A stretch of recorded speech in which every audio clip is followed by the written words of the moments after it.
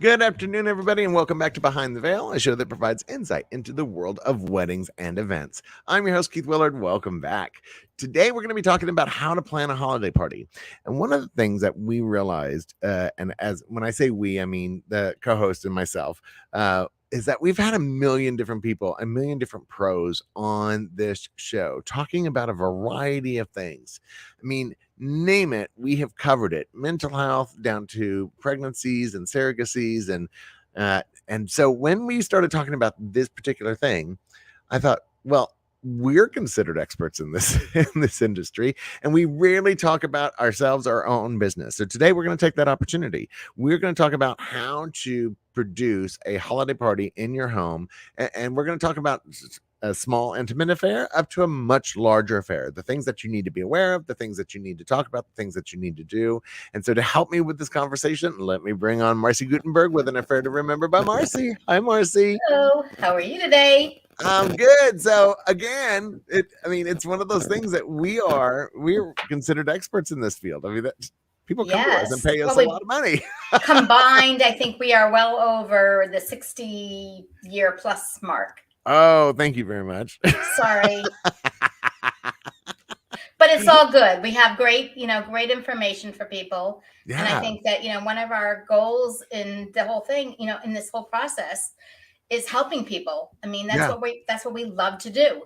That's what we love to do. We just thrive on that. So, and this whole thing came up because I was asked by Boca Raton Lifestyle, a magazine that's up in Boca Raton, to do an article about how to plan a holiday party. And I thought, well, hello, we have a podcast.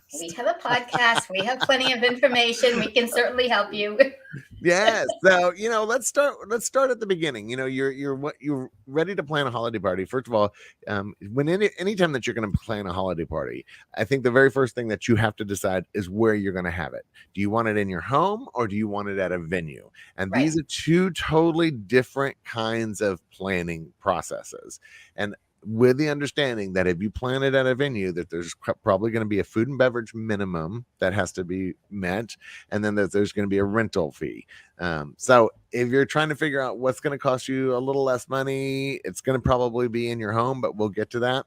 But when you're talking about inviting people to your holiday party, what are some of the hints? What are some of the things that people should keep in mind? I think, invite people who are there for the right reasons. Invite people who you want there, who you think are going to enjoy the event. People who are not going to want to stir up controversy or engage in, things that are going to put you and your other guests in a precarious situation. So I think ultimately you're there, you want to do it because you have fun, you want to enjoy. So just make sure that you're for the right reasons. Well, what I said and with the article is I said, don't invite anybody that you wouldn't go have dinner with. Yes, definitely. Right. And Definitely. I think that's a really important piece, is that if you would not go to dinner with them, why would you invite them into your home? Whoa. Exactly. What? And Exactly. I know that there's business relationships out there and et cetera. And we're not always talking about that particular piece, but we are saying that, you got to like the people that you're inviting into your home. Not only that, you don't want the person, the I'll say man or woman, who is going to act like a risky business, with the egg. and maybe ruin some of your good good pieces in your home. So you want to make sure that everybody is there for the right reasons, that there's not going to be total chaos, and that you're just there to celebrate the occasion. The people are going to be respectful. Yes.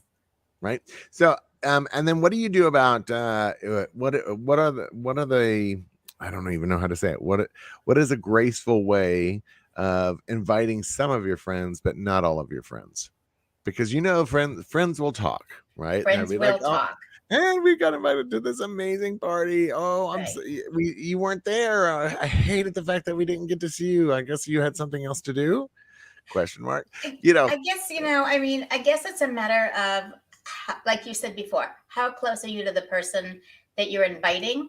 Right. Are you inviting them for the reasons that you really want them there? I mean, the same thing goes for any event. I mean, you're inviting people, and there is a cutoff point unless you are like, you have endless money to be able to throw an event and endless, space.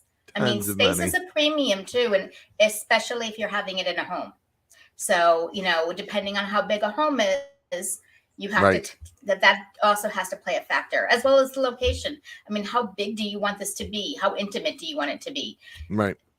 So, But I mean, when you're talking about the invitation itself, are more people doing, is this one of those areas that it's a personal choice about whether or not to go green, so to speak, and do it via email or electronic? And is that proper? And to do that, is it proper to invite somebody via an email to your holiday party?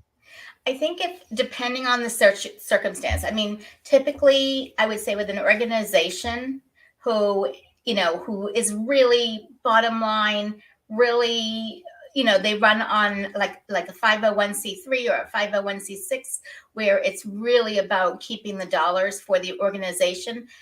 Yeah, an email is appropriate, but for anything else, I really feel that, even if it's a very simple card, I just think that that's telling your guests that they're really appreciated.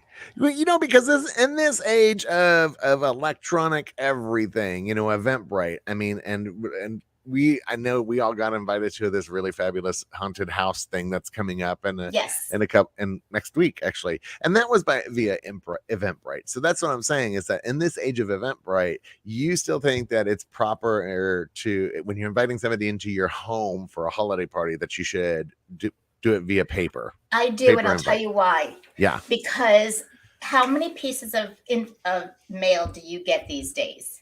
Probably not that much, right? Because most everything that you get is online. When somebody receives something special, even if it's a very simple card, right, that's the extra touch that you're showing. You notice it. Yeah. And you pay attention to those things. I mean, it doesn't have to be an elaborate, and if you want it to be elaborate, great. But if you want it to be simple, it could still be simple and economical, and you're still telling your guests they are really wanted at this event. So, okay. And then I'm going to get into the political correctness. So I do love a paper invite. I have to say, I do love a paper invite. But what happens when you say, I mean, because some people are very weird about saying a Christmas party, a holiday party, right? That seems to be the thing that has for the last decade seems to just continuously permeate conversations when it comes around the holidays. It's like, it is a Christmas party. Thank you very much. No, it is a holiday party because Christmas is based on a Christian idealism. Thoughts? Depending on who is throwing it and why they're throwing it. If it's a Christmas party, if it's a Hanukkah party, if it's a joint party, if it's a Diwali party. I mean, it could be anything that whoever's doing the occasion, you have to take that into account. And what do you want the decor to be? I mean, like, are you putting up Christmas decorations? If you are, then it would be a Christmas party. Yeah, my husband's Jewish, and he's had a Christmas tree his whole life. So he had a Jewish household, and they had a Christmas tree. They called it a Hanukkah bush. But I mean, it was a Christmas tree, and I think that a lot of in the Americans do put up Christmas trees and holiday inspired, that is inspired on Christmas kind of motifs, but are from a whole bunch of different religious backgrounds. So I think I'm starting to see that it's, we have a lot of mixed marriages these days, and our the evolution of our of how we interact with one another is also very different. So I think that it really depends on who's throwing it, what decor they're going to use, and I would probably stick to that. If you're really not sure how the direction you want to go, then I would call it a holiday party. Yeah. But I agree. I probably would define it a little bit. Err on the side of caution. Err on the side of caution. A lot of times when you would err on the side of caution, then it looks like you're trying too hard. So that's why I say go with what you're gonna what your decor is going to show. Well, okay, and so when I advise people about planning their holiday party, I always say work backwards, right? Work backwards, work from the end of the night, and that what does that mean? It means think about the trash, right? Oh, yeah. Right, think about the dishes. Think about the all the old food and things that are there. So what's happening with them? Where's that trash going? Who's taking it out? Who's helping you clean the kitchen? Do you have staff there? Have you rented materials? So think backwards in that way. Also think about parking issues. I think parking issues are a big piece with especially HOAs. If you're in an Yes. HOA, they have very specific rules about which side of the street you're supposed to be parking on and Yes. whether or not you can.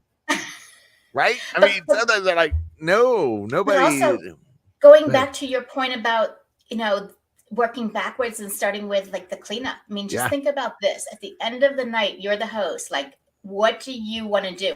What's the yeah. first thing you want to do at the end of the night? You don't want to be cleaning up. Hire No, people, hire enjoy the people. night.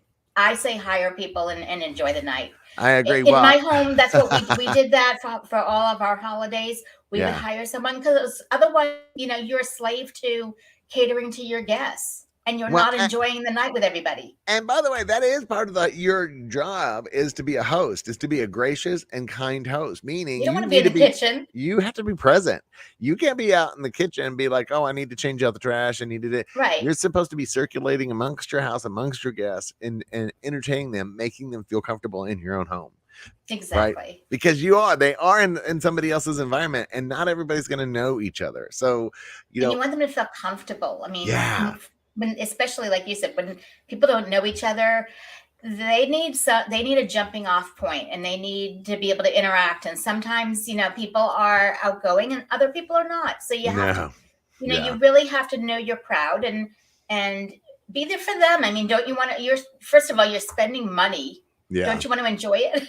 Right. Well, and then I always say, decide what kind of holiday party are you having? Are you having a dinner or are you having a cocktail reception? Because if you're having a dinner, you're going to probably want that number to be probably 20 or less, because you would like everybody to sit in at least one big table or a couple of big tables where everybody's together.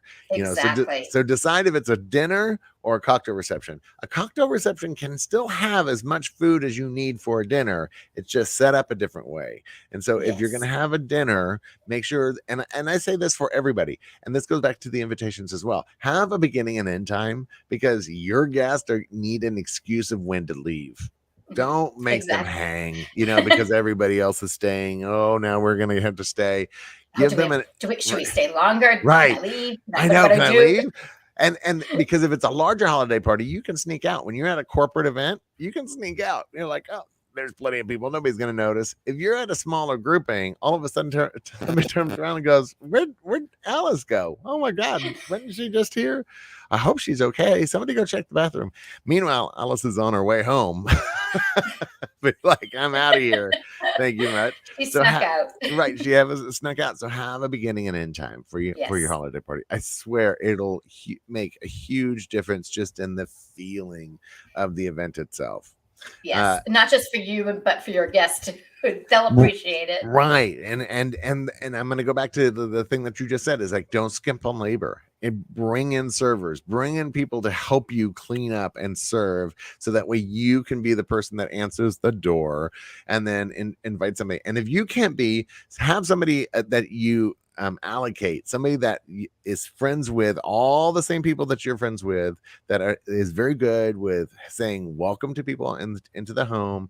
Bring them, and I say 3 stations, by the way. I have a coat station, I have a wine station, I have a food station, meaning little niblets of some sort, because if people are just driving, And then welcoming in. and then bring them into the big party, so that way they have something to drink, they have a little something, and then Yes. the person that is introducing them says, oh, by the way, guys, have you met John and Mary and John? Let me introduce you to, you two knows this person, by the way, or I heard that you guys both like to camp. So find a common denominator with your guests, Yes. so that they can start talking to each other and building that relationship. They've got to have a jumping off point. Yes, exactly. Totally. Right? Don't you think Yes. so? Love it, because I mean, there are so many times like people think that I'm an outgoing person, and honestly, I know I'm not. I have Really? to. Oh no, I'm not. So you see, you're surprised. I am. I I mean, really am. I'm very shy until yeah. I'm comfortable. Once I'm Ah, comfortable, then I'm talkative. So I think that, some people, you really don't know how to read somebody mm, until, until it's time. So, like you said, make people feel welcome, welcome them in, give them a little nibble, yep. introduce them to somebody, give them a little jumping off point, and then you can move on to the next group of people. Exactly. And a big thing for me is lighting, right? I Oh, don't want to yes. walk. I do not want to walk into a house with all the bright lights on. I really don't. It's like I already hate the fact that we're on camera with bright lights on, and you're seeing some aging happening going on here. But when I'm in somebody else's house, I'd love to see like a 50% lighting. I'd love to see candlelight. I'd love to see Some lamps. music, Some music. I hate overhead lighting. I do. I really hate the one bulb in the the middle of big the fan. fluorescents. Yes, one of the fans like round, round, round, round. I'm like, oh yeah, this is such a great party. I'm so excited. But bring that lighting down. Bring it down to 50%. Make sure you have some music going on in the background that's not offensive, that doesn't get in the way of people's conversation so that they can talk to each other. But if everything goes quiet, there's a little something happening in the background. Because it does. It's the craziest thing. It Have you is. have you noticed that how like you're in a big party and everybody's talking at the same time and then all of a sudden it gets really quiet. And then somebody says, and then my daughter turned out to be a And everybody is prostitute. like,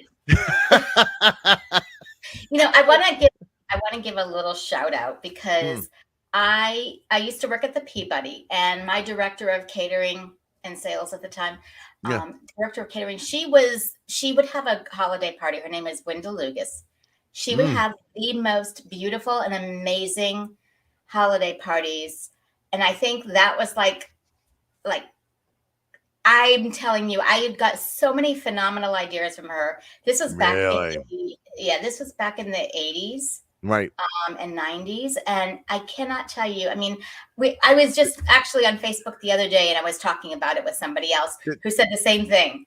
did And it's she just like, were you wearing like an I off still the remember it. It's shoulder? 20 something, 30 years later. Were you wearing a headband and a little off the shoulder tank top, a neon No, green? No. we were all dressed up. She would have I mean, like, very elaborate. She would have a massive wine bar and she would Mm, actually, because it was a very old antique, not antique, what's the word? Historic home that she right. lived in. You know Yeah. how they have the little nooks and crannies? Oh, I love those. I And you love can those. like put little vignettes of things all over her place. It was Oh, just and amazing. and that's actually one of my hints is that I tell people put food in every room. Put Yes, food little in corners. People pay attention to those they little do. details. Yeah, so have a little food in every room because if somebody isn't talking, at least they can have something in their hand and that they're doing something, and there's a reason that they're not talking. I'm coming over here to check out that food. You know, She uh filled her bathtub with ice, and I think she had big bubbles or something, yeah. and then it was like a champagne bar. Oh, see, that's cool. Yeah. I really, really love that. Have some fun and enjoy and have some fun with your guests in that way. What do you think is that an appropriate gift to bring to a holiday party? Because as we get invited to these things, one of the big questions that comes up is like, well, what do I bring? And as my husband says, I don't want to come with my arms hanging. I Know like know the host. First and foremost, know the host. right. Do they drink? Do they not drink? Oh, that's Because you don't important. want to walk Yeah. in with a bottle of wine or alcohol if they are non-drinkers. So Okay. that's number one. Number two, you can bring a giftware set, something for the hostess that they can use in their home for serving, like a serving piece or something. Oh, see, I tend to go away from that because I always worry that I'm bringing them something that they're gonna have to regift later, and I may get it back. Something Right. unique, though, something different. Okay. Or something, you know what? Something that you think you would think that they would love it, but they Right. probably wouldn't buy it for themselves. So a bottle of wine is not, so bringing a bottle of wine isn't good enough. You have to go a No, little I think deeper. bottle of wine is very nice. I Okay. just think that know and make sure that they do drink, because you don't want to, if it's a dry home, you don't Right. want to walk in with What- alcohol, and then that's going to be something they're going to regift, because they're certainly not going to use it. But I mean, is it absolutely required to bring a gift when being invited to a holiday party, somebody's holiday party? I would think so, but Yeah. I mean, if anything, if you're not, at least send a thank you note. Okay. Fair. I totally get that. I think that's absolutely fair, because there's sometimes that you get invited to these things and you're like, crap, I forgot, to bring something. Right. But stop and get some flowers, whatever. Flowers are beautiful. You Yeah. can send them ahead of time if you don't want to walk in with them. That way they can put them in an area. I've actually done things like bring bags of ice with me. Ice is always, Exactly. Yeah, how much they can always use ice. Use that. Yeah. And so instead of a bottle of booze or something else, I actually bring a couple of bags of ice, and people are like, oh my God, thank God we were just about to send somebody out for it, because they always underestimate the bags of ice that they need. Right. I always ask people too, before I go, I always say, is there something I can bring? Right. Because if they do have something in mind, let them tell you, and that way it kind of helps you. As a guest, you don't have to worry about. Yeah, but don't you always get the figuring response? It out. The response is, "Oh no, we've got everything. We just want you to come in and enjoy yourself. Are you sure I can't bring anything? No, it's all good." And then you get into that whole conversation, blah blah blah. Or if there's something that they like that they know that you make. Like, if you're a baker or something, if you like to bake or something, or if you like to make a certain dish and that person really enjoys it, you can ask them, would you like for me to bring that? Well, and then of course you get into that awkward conversation that somebody has a casserole that nobody really likes, but everybody tries to act like they like it because it's the only thing that you do. And they're like, "Oh yeah, why did you bring that casserole? That tuna casserole?" And you walk, and then like you walk up to it, and there's like 2 bites taken, and you know who it is. It's you. Yeah, it's me. Yeah, exactly. And so what else is a good thing to keep in mind when planning your own holiday party? Because we talked about parking, obviously. We talked about lighting. We talked about setting the mood. I think for a big one for me is easy decorations. Candles and glass make easy holiday Christmas decorations. Those little tea lights go a long way. They really do. If you just have a bunch of those tea lights set out with a bunch of candles interspersed, you really don't need to do much more than that, except have some holiday music going on in the background. And don't play your holiday music so loud that people can't hear themselves. Yeah, well, like it's not like we're having a concert in the backyard. And talking about gifts. Hello, Brooke. Hi, Brooke. Hi. Sorry, I'm late. I didn't want to come. You didn't want to? No, the stupid ring light, Keith. I need another one. Oh no! Did you break another? Nice. This is the one. The new one broke. To stay on. Now This is like a wire shortage.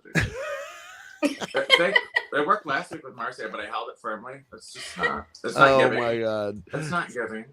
Okay, so we were just talking about know your guests. I heard. Let me tell you what I'll tell you. I want Marci for the invitations, because if I'm walking to the mailbox, screw an email. I want to open something. I got to walk all the way there. So right? There's my opinion on that. I got you on the lights. I got you on the food. You walk out to your mailbox and you get something like, let's say, something that looks like this, where it's just, it's just something different. It's just you don't. Reference to the, all you see in the email too. All you see in the mail these days are.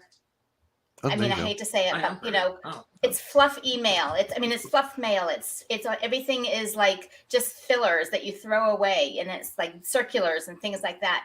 I want to see something fun, exciting, something that's warm and inviting. If I gotta walk to the mailbox, make it worth the walk, honey. Exactly. So I don't have it right outside the door like most folk. I gotta walk a minute. So what is a big don't for people that are putting on holiday parties, or even as a guest? What is a big don't as a guest? And I'll give you my first big don't. Don't touch my stuff. Talk don't about it. Touch my stuff. Don't change my music. Oh, there is nothing worse than all of a sudden the music changes and you're like, who the hell changed my music? Mhm. And it's one of your guests. Never, ever. I mean, I would never. Never. If you're gonna change it, maybe have a conversation, maybe like, Right. hey, the music changed to something else, while we were here, you might want to take a look at it or something like that, but don't take it upon yourself to change it. Oh my God. Right. An episode on guest etiquette. Like, it's I invited you. This is to my party, not yours. This is Right. yours. This light isn't mine. Well, and I tell people to empty out their bathrooms. Take out Yes. all your medications, take out all your personal effects, all your little sex toys and vibrators Sex and toys. stuff. Why are there Put those- sex toys in the bathroom? Let's Out. talk about that. Because they're right next to the bedroom. I don't know. It's like, I'm just saying, get that stuff out, hide it somewhere because Put it people in are a bag, nosy. put it in your closet. Because people are nosy. They are nosy. People are very, very nosy. They're gonna go through it. They're gonna be in that Yes. bathroom with the door locked for 5 minutes, and they're gonna take all that time. They're gonna go through I your will say if I know someone that's like that, they're not invited anyway. So. Oh, please, we're all like that. I'll look. Oh, please. I have never gone through anybody's bathroom thing. What? Ever. No. You haven't lived. Oh, no, I just don't care that much about people. Yeah. Oh my God, there is nothing like opening up a medicine cabinet and you're like, I didn't know they were on Valium. And have designated bathrooms if you have more than one. Like if Yeah. you want to have only use one. Then Keep you them out of your bedroom. take a couple, put it back in the cabinet. I know that's so bad. That's so bad. But it's true. It is true. Guest bathrooms. Yeah, you gotta take the stuff out of the bathrooms. You have to, and make sure you have extra toilet paper in there, for God's sake. I can't even tell you how many times that I've been to a party where some poor girl's like, there's no toilet paper. I'm like, hold on, hon, I'll go get it. Or you're letting poop at your house. And guest towel napkins. Guest towel You napkins. definitely want those. You don't want them using your regular towels. You want them using guest towel napkins they can throw away. It's much more sanitary, and take honestly, Versace and put your Walmart on, and then with the put your Versace in. Well, and take out your take out your wet towels from when you shower. If you're using one of your personal bathrooms, it kills me. This has happened. It does happen. They throw it because you get used to it. It's your home. Is that a read, Keith? You asked me to pee today. I'm like, sorry, I showered. Is that a read? No, but I mean, no. I mean, but people throw the towel over it and they fold it and they put it over the shower curtain and they forget about it. Oh, or the bras, right? Or the bra, or the bra standing behind the door when you close the door and it's on the hook. There's a bra there. So look at your bathroom and your home from a fresh perspective. Look at it from a guest perspective. Be critical of your own space to a point, right? Take out the bathrobe, take out the hair, whatever it is that you use when you go in the shower. A little more shower room, a little less I live here. You know what I'm saying? Like, boom. If you want them to feel like they're walking in a hotel kind of, bathroom for the first time. 100%. And I always tell people, I put in kind of sprays and stuff in there as well. Mm-hmm. So just in case somebody lets out a little toot or uses the bathroom like they're not supposed to, they don't want to be embarrassed by the next person walking in and being like, oh my God, what the hell just happened in here? So make sure that you have some type of refreshing spray in the bathroom. Either the spray for the bathroom, the spray for the toilet. Yes. The poopery. The poopery. And it works. Hello. It does work. It does work. We're talking way too much about poops and bathrooms. Moving on. I did not put on this mat. Hey, it is what it is. Look, this is holiday party stuff, baby. This is holiday party stuff. What about the person at the end of the night that refuses to leave? How do you handle that? Because I have a friend in college, and he used to get the vacuum out. Oh, really? And he would start vacuuming and be like, "Okay, have a good night." And be that really says it all. I mean, that's when you just turn to your guest and you say, "It was so nice of you to come this time. Let's make a plan. Let's talk in the middle of the week or whatever. Right. We'll make a plan and we'll get together again soon." Yeah, but this is why I'm going to go back to the end time, which is why you have to have an Why you end have time an on end your time, right? invite, because when it comes to that end of that conversation and you're Mhm. 45 minutes past your end time and everybody else is gone except for these two people, you know, you gotta like be able to say, hey guys, you know, we're already like way past when we thought this was going to be done, and Get out. we love having you here, but it's time. We have gotta. an early morning. Yeah, I have an early morning. That will get people out the door really quick.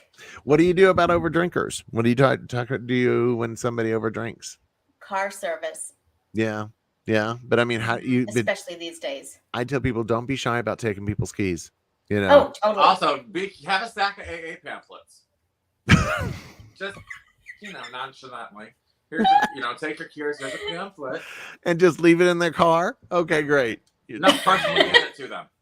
But you know what I mean? All, if you're doing valet service, you already have their keys.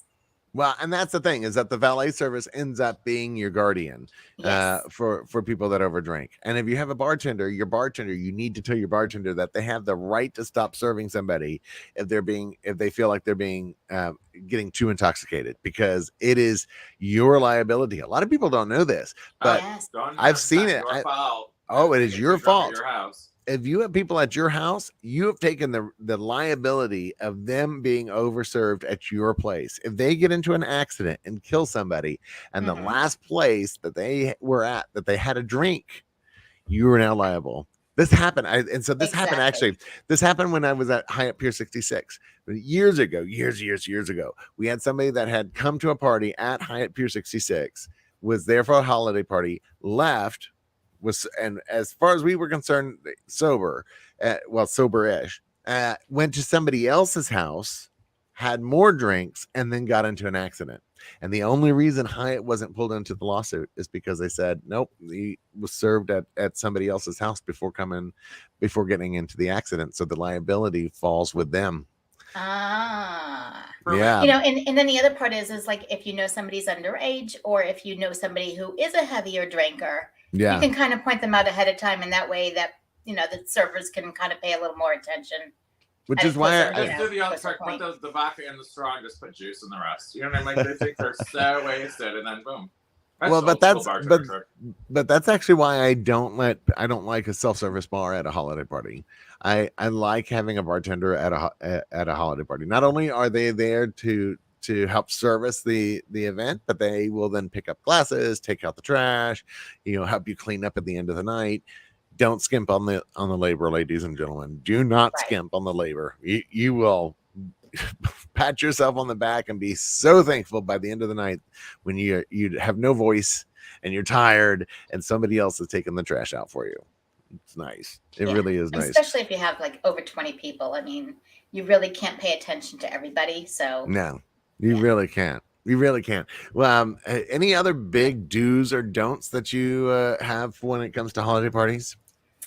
I think make whatever you're serving, make it easy for people to pick up, because a lot of people like to mingle and walk around. Yeah. So make the items accessible, but make them also easier to use. A lot of times it's hand food, Think about where they're not walking around with big plates, unless you're having seating arrangements for them. Well, pretend you're in a yacht. Yeah.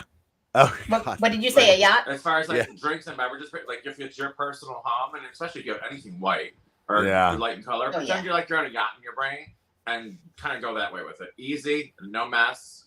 Yeah. Stains, because you're gonna have messy Mary. Oh yes. There's one or two that always show up that are gonna be that messy person, and they're gonna spill that meatball or the red wine. Yeah. Over your white fur rug. And I tell people, make sure that you have plenty of table space to let people put their drinks down, and that the seating is not awkward in like making people squish too far down or too far up, because they're trying to balance the plate on their knees probably at some point with some food. And then where do you put your drink? So make sure that you're sitting in every seat in your house. I know it sounds strange, but I promise you, when you sit in every seat in your house, all of a sudden you go, oh my God, there's nothing near me to like put anything down. It's surprising. Right, because even if you have like, just a little place to put a drink, they could at least put the drink down while they're eating. Yeah. And coasters. Everywhere. And listen, if you live in a shoebox, don't invite 50 people to your shoebox. Oh my God, you just nailed it. Good point. That is a very good point. I don't like people. I might let my mom come over for a holiday. That's it. Like, I'm good.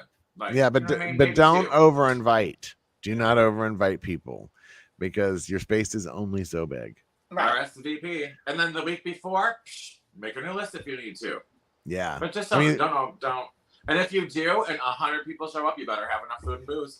Yeah, but we're not in New York. It's not New York style, because New York, we'll squeeze out onto that Brooklyn Avenue balcony that only, it's supposed to be only 2 people, and there's 12 of us out there. I mean, that's different if you're in New York. But if you're here in the South, or basically anywhere else in the United States, you got to have enough space for the people that are coming to your party. Right, and be kind to your host. When they put an RSVP date on there, RSVP by the due date. Don't wait for them to call you or follow up with you. I mean, I don't understand. There's a lot of this thing that, you don't have to RSVP. You can either show up or not. Be kind. Who says that? Who says I hear it all the time. This is going to be a good thing to throw out to the children. I get this question all the time. Even for weddings, they ask, what do I do if people haven't RSVP'd? And a lot of people don't RSVP. I know, but you can't just show up. Oh my God. No, you can't. But people do. I mean, it isn't right.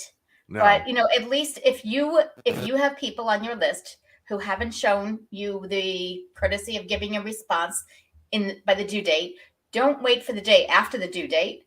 Start calling them that day. Start calling them. Brooke, what were you going to say?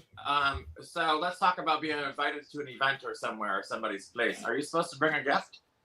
Oh, we talked about that. We talked about that, yes. We talked about how? I missed 2 minutes of the show. Yep, that's when you missed it. Okay, well, repeat it to me, because I missed it. Okay. I've listened to the whole thing without. Basically, we said, ask the host if they need anything. Be sure the host, so that way if it's a dry home, that you don't bring a bottle of alcohol, right? That would have been my next question. What's an appropriate, little something to bring? But. And I've said, and I told Marci that I've brought bags of ice before. That was my thing, is that when I show up, I'm like, hey, I brought a couple bags of ice, and people are like, oh, thank God. Oh my God, we were running out of ice. So bring something that's always appropriate. Stationery is always, people love to have thank you notes for anything, whether or not if it's, especially with you're sending them a thank you note, or even a little gift, a hostess gift thank you note. People love their name. They do. They love their own name. They love seeing their name. They appreciate it. Yes, and you know what? They may not use it on their own party, but they're going to use it at the next party. So it gives them something to be able to use. No, but if you can get them a little writing pad that has their name on it, people love that. They're I do. I get it people all the time, especially this time of year is when that gets busy. Yeah, it's crazy. Okay, guys, I'm really happy with this conversation, and I'm really happy with the fact that we got to show off a little bit about ourselves. So, Marci, how do people find you? Because again, we never get to talk about this. How do people find you for like invitations and getting started with their planning process when it comes to that? So my website is an affair to remember by Marci.com. And my social media for Facebook and Instagram and LinkedIn is at an affair to remember by Marci. At an affair to remember by Marci. An affair to remember by Marci. I say it every week, so it rolls off my tongue like nothing. It's like, Marci. I used to have another website, which is still there. It's really kind of the hidden website. I'm going to be honest. I used that because it was but I didn't want people to have to remember too many things. So I kind of streamlined everything very recent and just redid my website, did all my social media, all my PR information. So I think everything is much more cohesive, and it makes it easy for people to be able to find me real easily. And people have to learn how to spell affair. And Marci, M-A-R-C-I. Well, and for me, an affair with no E. No, right, affair with an E. That's like what do you call it? That's usually a French food related. Yeah. Related, yes.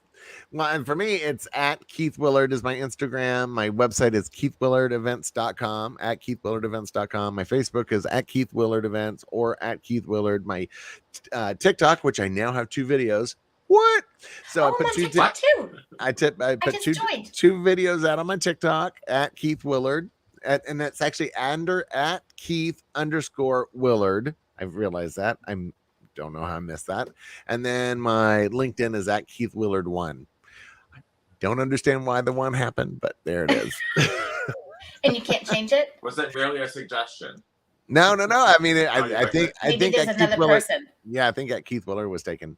And by the way, we did change the name of the show officially, and it's Behind the Veil Podcast. So on our YouTube thing, it's Behind the Veil Podcast, which thank goodness, because YouTube finally allowed us to rename it. What I was able to rename it, because it had me only would give me suggestions. And so the last thing was Behind the Veil by Keith Willard. Yeah, that guys, I did not do that on myself. I promise. Yeah. It's, this with social media and with all these nuances, I think we've all learned that making things streamlined and easier for people, to have to remember is key. I think you were the one that actually told me. We were sitting on a show and you said something about having one name, and I'm sitting there reading off like 5 different things, and I realized, I really need to make it simple. One name. I appreciate and of course that. the only name that people need to know is Brooke Logan Stoner. Yes, it is. Look at that. She's like, yes. Oh my God. So ladies, everybody that's out there, I hope you're having a fabulous holiday. I hope that it's going to be amazing for you this year. Go ahead, Marci. Two things I just want to point out. So next week we are having Lizzie Post with Emily Post. Yep. Fantastic. And also starting tomorrow, I believe it is, Brittany Dry with Love Inc. magazine. Her first edition magazine, comes out tomorrow. Yep. Amazing. His mom's birthday was yesterday. Last week I was like, boom, I won't forget, and I didn't. Yeah, so again, join us next week, Tuesday at 2:00, because we're going to have Lizzie Post, who is Emily Post's great-great-great-granddaughter. So the original etiquette mother of the world. The OG of etiquette. The OG is right. Right, the OG of etiquette, her great-great-great-granddaughter, who still takes care of the Emily Post what is it? Emily Post Association? Or Foundation? Foundation, the Emily Post Foundation. So we're going to have her back on, and they're going to be talking about a new book that they just put back out. So we're really excited to have her back on. So anyway, we will see you next Tuesday at 2:00. But for now, we're going to say goodbye. Trick or treat, everyone, by the way. Have a good day.